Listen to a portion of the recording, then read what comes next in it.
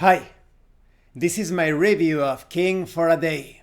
This is the campaign module that I used for my Dark and Terrible campaign. If you haven't seen my actual plays of the Dark and Terrible campaign and the Super Smash Bros. Campaign, please check out the description of this video, you will find the links to the playlist there. And at the time of this video, of this review, I am still looking for 2 more players for my upcoming online Dungeons & Dragons horror campaign. I'm going to put a link in the description to that campaign as well, giving you the information on how things are going to proceed, etc. Now, when it comes to King for a Day, this is one of the best fantasy campaigns in existence. But it is quite complex. And this review is going to be very different from my other reviews. In most cases, I usually make several videos focusing on a single module, core book, etc. But because I ran this campaign twice, I think that I have a better appraisal, and it's going to be easier for me to present the information somewhat loosely and in general terms. When it comes to the quality is excellent, amazing. The document comes with everything that you need. There is also an option to purchase the full color maps separately, but the black and white or grayscale maps included, they are enough. I never found myself thinking, oh, if only I had the full color maps. No, the maps included in the document are everything that you need. So everything is well written, organized, explained. Although despite the great organization, because of the complexity of the campaign, yes, you really need to read this document carefully and make notes whenever you can. The illustrations are somewhat... I'll see if I can show some of them to you without the video getting too choppy. But they are pretty standard when it comes to... They look like fantasy stock images. Some of them do not fully match the description of certain beings and whatnot. But overall, the quality is great. And... well, because I was using it as a print version, I don't remember if it had bookmarks. I think it had. Either way, if you are getting this as a PDF, trust me, print it. Print it immediately. Do not use it directly as a PDF because it is too complex for you to move through the different sections. You could do it, but it is much better to use it as a physical product. Much faster. So, when it comes to quality, it is excellent. Now, let's talk about the contents. It is truly a massive tome. 362 pages, I think. I had to divide it. When I decided to print this document, I divided it into the... this is kind of like the bulk, the main body of the campaign. I also printed... I hope the video doesn't get too choppy. These are kind of like the... and of course this video is going to contain spoilers. These are the handouts, kind of like lore, material, the symbols that you will encounter in the campaign.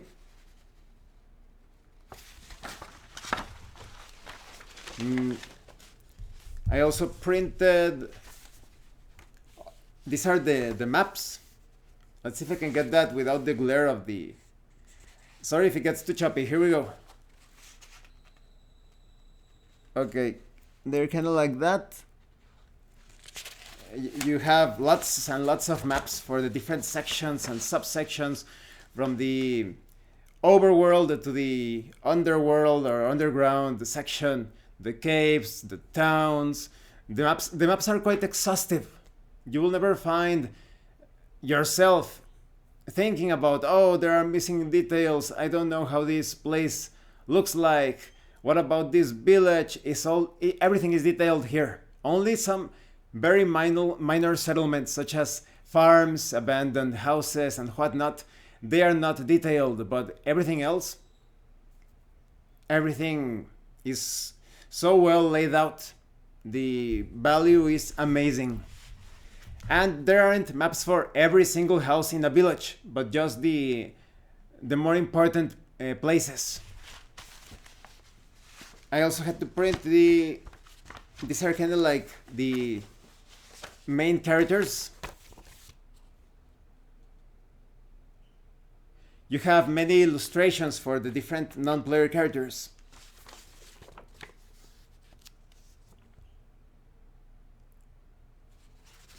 Everything is in black and white.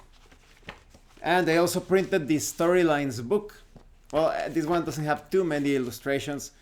Well, some of them, like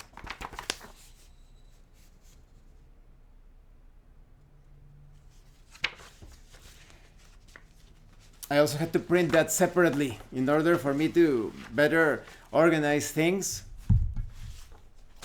I also printed this is like the NPC roster. It allows you to keep track of so many things, which characters are dead, which are on friendly terms with the player characters, which characters have not yet been met. Maybe they changed their place of residence. That section of the book is perfect to organize things. Okay, now let's talk about the campaign itself. The premise is quite simple. You have this place called Brickshire, and Brickshire is currently under turmoil because of several factions. You have the puppet masters that you see, perhaps you saw the Dark and Terrible campaign. Spoilers, of course, as mentioned before. They are these like three beings that are trying to mind control everyone through the use of this cult of Dagon. They think that they have been worshipping Dagon, but it is actually a sort of like a cosmic entity that got attached to this world. It is known as Discordia. These puppet masters are working through their minions by corrupting different nobles, merchants, pretty much everyone. They have ways of enticing them, threatening them, directly mind controlling them through this substance. It's kind of like a liquid that is extracted from mollusks, from these sea creatures, sea organisms. And when you consume it, you become addicted to it. It gives you visions, but it also has side effects such as blindness, madness, but people become addicted to them because they make them feel good. So like any other substance. And there are also political factions. You have members of the nobility trying to rule over things. In the case of Stuart Barclay, he's trying to take Uther's position. Uther is the Baron of Brickshire. I decided to implement some plot twists. First, he was known as a duke in the way that I ran the campaign, and then he was demoted to demoted to Baron. But Barclay decided to spread this lie, this false information, that he had been promoted to Grand Duke, so that when he mysteriously disappeared, that is when Barclay killed him, he would take position as Grand Duke. Everything in the campaign is handled very loosely. They give you the framework, the structure, the guidelines, the plots, the story, but they never force you into a particular route. You have many different possibilities, variations. The author tells you, if you play this, maybe you decide that the way that I ran things, that the entity Discordia, it is invincible. It is the bleakest campaign you can imagine. In the standard mode, when the characters discover Discordia, they realize that they cannot win against it, and they will probably end up killing themselves. But he also offers some other possibilities. In my case, I offered, both for my physical and the virtual group or online group with Crispy and Josh, I provided a few possibilities to get a better ending, but they reached the how you call it, sweet and sour ending, with a victory but with the death of the player characters and the possibility of the cult resurfacing through the Blood Eye Orcs. And there are so many avenues. even though I ran it twice, I feel as if I had only explored like 2/5 of the entire thing. There are so many other things related to merchant houses, to mining operations, related to toxic substances that are falling upon the waters. You have more mysteries concerning the giants, these beings that existed before. You have many ways of handling the non-player characters. In one campaign, you may decide that they are an important part and they are alive. In some other campaigns, maybe they have already died or they were killed. One example is Renki. Renki, the guy that was already dead when they reached this spire. There is a possibility for Renki to still be alive and to be a major threat. He is actually the rightful ruler of the land. That doesn't mean he is a good guy, but his family were the original owners of the Huntley Keep, but Uther came and pretty much annihilated them, and they went into exile, and that's how he came into power. There are actually almost no good guys in this campaign. There are like 4 that could be considered good guys perhaps, but most of them, in the best of cases, if they work with you or help you in some way, it's usually because they benefit from that significantly. They are not doing it of the goodness in their hearts or because they are looking for a greater good. It's usually a selfish reason. Many of the humanoids are also quite interesting. As you saw in the Dark and Terrible campaign, the gnolls and this combination of the rough-skinned orcs with the Tribe of 8. I said the Circle of 8 at the end of the campaign in the overview, but it's actually now in my thoughts, the video where I talk about my thoughts on the conclusion of the campaign, but it's actually the Tribe of 8. So the Tribe of 8 in that storyline, they became one with the surviving rough-skinned orcs, and they became allies of Killian and Esben. So it is possible for the player characters to become allies with some of those humanoid tribes and clans.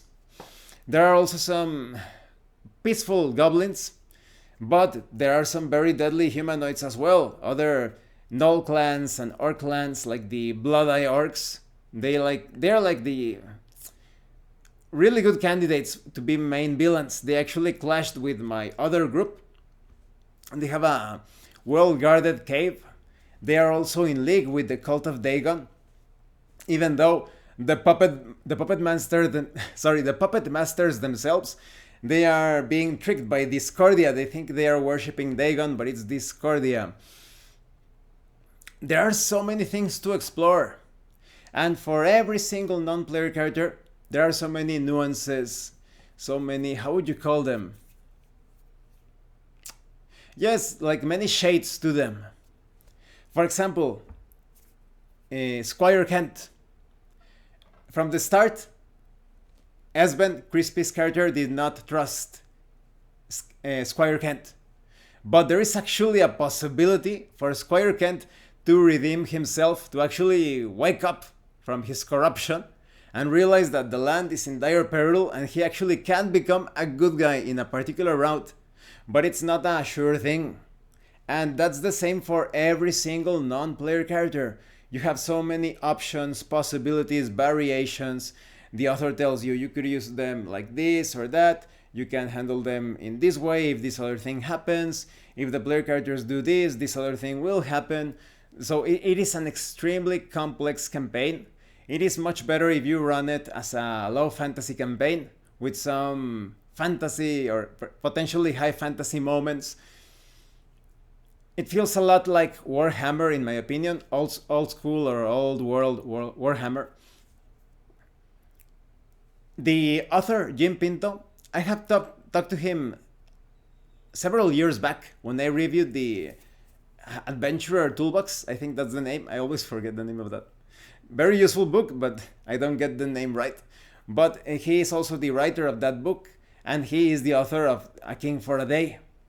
And I talked to him before running this campaign, like a couple of years back, I think. And he mentioned that it is much better to not to use complex systems. I'm not so sure about this because it's his general recommendation. You should pay heed to it. But I can already see myself, perhaps many years in the future, running it again, but with perhaps Hackmaster. It all depends on how you are handling things. I think the main problem lies in that there are some situations in which you may have to face off against hundreds of enemies, but then you should use your army system for that particular game system. In the case of the Quick and Classic, because everything is so streamlined due to the simplicity of the system, you can handle any sort of situation. This campaign module also contains like a diplomacy minigame. A diplomacy minigame if you want to persuade or convince some of the non-player characters to do something for you, but it was too gamey for the type of experience that I wanted to present in that online campaign, so I decided to use the simplified Quick and Classic system. And there is also a system for reputation, which I did employ.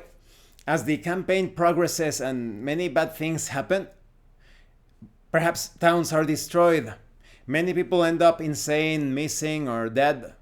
For example, if Esben and Killian had decided to explore Compton a bit more, they would start to realize that there is this subplot of children disappearing. But everything can be handled through simplified subsystems if you wish, but if you are handling small encounters, it's going to be very easy for you to use even the crunchiest or more complex system. It's all up to you. This campaign accommodates everything. And remember, roleplay solves everything.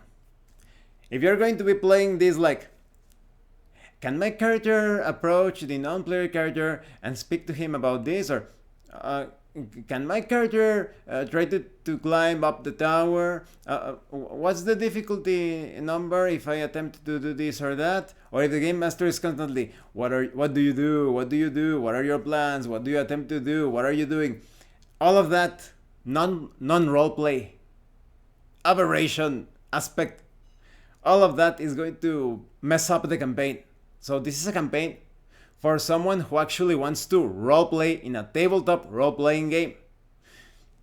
Just take a look at it. Such a huge campaign, and because Crispy and Josh were quite determined, very straightforward in their approach with roleplay, not taking who knows how many hours asking what can my character do this or that, is it possible for me to do, going out of character all the time. No, they were role-playing. So they tackled the campaign on quite easily. Remember that those of you that do not know how to roleplay, please check out my beginner's guide to role-playing games in the description. As long as you use roleplay, this campaign is perfectly doable in less than a year. When it comes to my physical group, we finished the campaign in less than a year, and we only played once a month, most of the time, once a month. In the case of Josh and Crispy, we finished it in 5 2-hour sessions because they were pretty straightforward. They accelerated things when they disclosed to Brother Aemon that they came into contact with Lothian. Brother Aemon quickly accelerated the plans of the puppet masters. So it all depends on your approach. I wonder if there are groups that can actually finish things faster. Yes. In fact, there is this part in Lothian's tower because Crispy and Josh, they didn't search this hole at the upper part of the tower.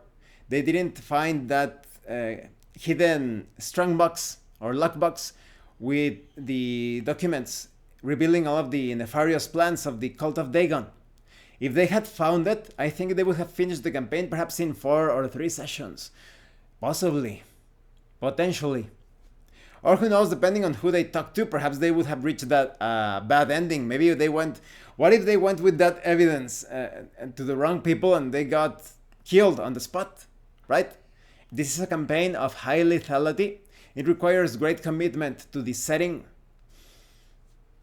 There are a lot of details concerning the laws, the ways that the rulers handle things, the level of detail, the levels of detail that this campaign reaches. It is quite overwhelming at times. You can use whatever you like. let's see what else. I think it is also the author's intention to run this campaign for a long period of time. That is, in game time, in fictional time, it is supposed to take months. But like I said, it all depends on the approach of the adventurers. How are they taking on this endeavor?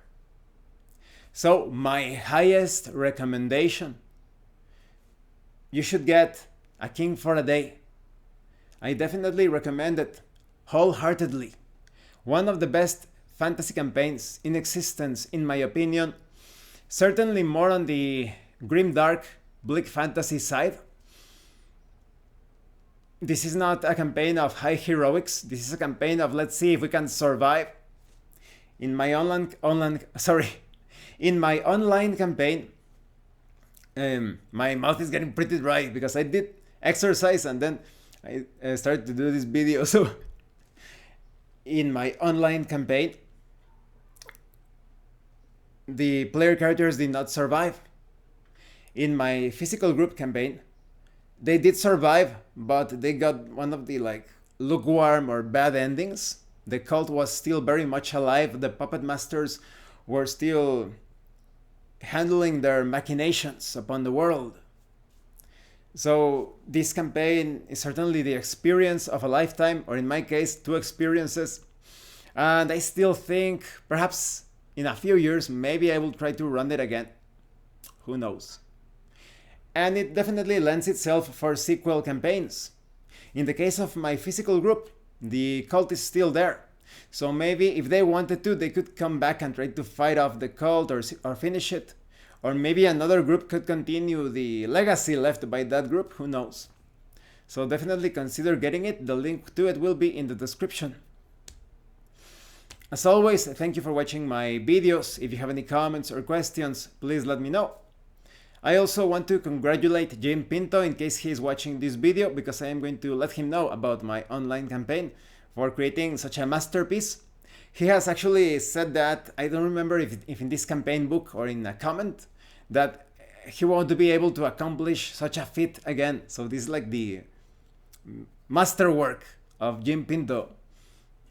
So definitely get it. And Jim Pinto, once again, congratulations on designing such a masterpiece.